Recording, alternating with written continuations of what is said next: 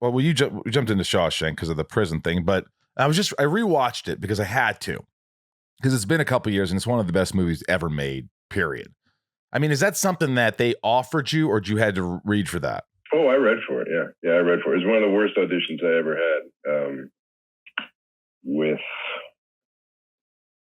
Frank and the casting director. And casting director was a young lady, and she was dressed in a nice frilly floral blouse, and she smelled good, and she was done up, and I had to scream at her,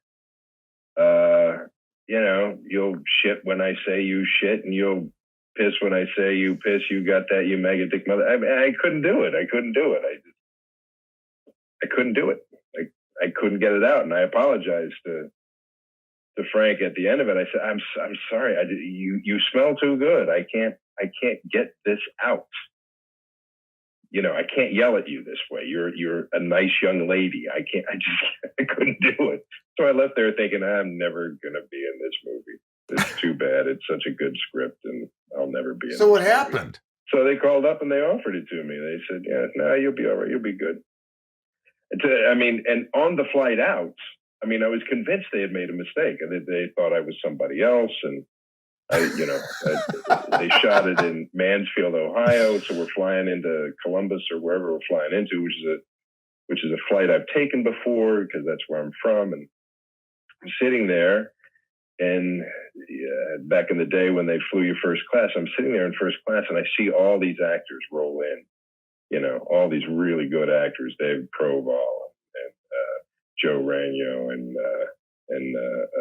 just everybody that's there, Gunton and I see Bill Sadler, and I'm like, oh damn, that's who they think I am. They think I'm Bill Sadler, and he's going to be playing my role. And so I just realized the whole flight, I was just like in the window seat, just like, this is going to be so embarrassing when I get there and they tell me that they're going to send me home. I was absolutely convinced. Hang on. You're on this whole 3, 4, 5 hour flight. You swear to God, this is what you're thinking. You're thinking they got the wrong guy. Yeah. Oh yeah. Not until we sat down and we read this, we had a read through.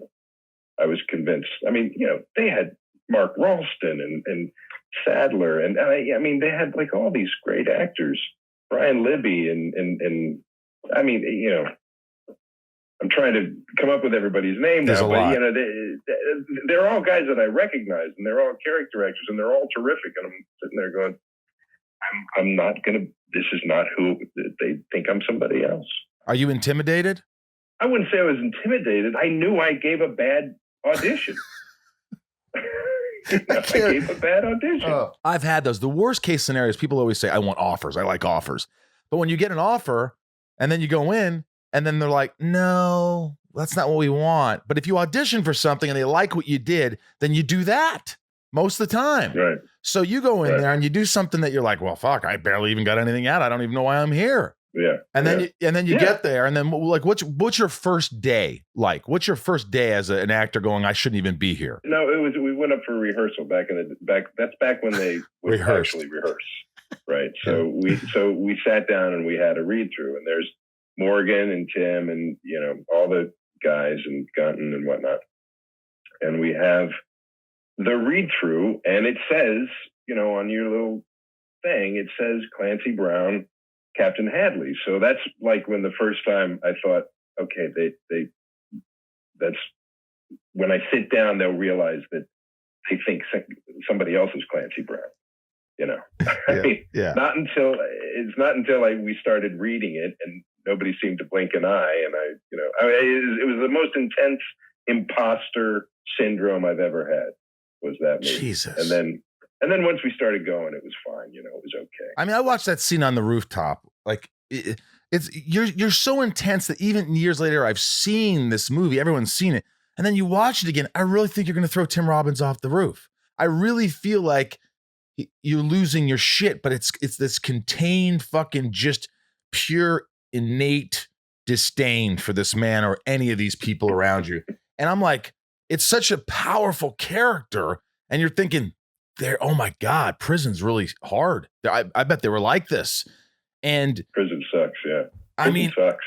God, I mean, and he's stupid. He's a stupid man. I mean, he's just such a dumb man. It's like those are the people that you're afraid of most. The people in authority that are so deeply ignorant that they do stuff like throw people off roofs. I mean, they're just, what is wrong with that guy? Isn't that the truth, though? Well, there are people like that around us that are just, you're like, wow, they just don't see what we see. And you hate to think, well, what I say is right, but then you're saying, well, this is just the right way, though. Am I missing something here? How does this guy think the opposite of what I think so far? But that's the way it is.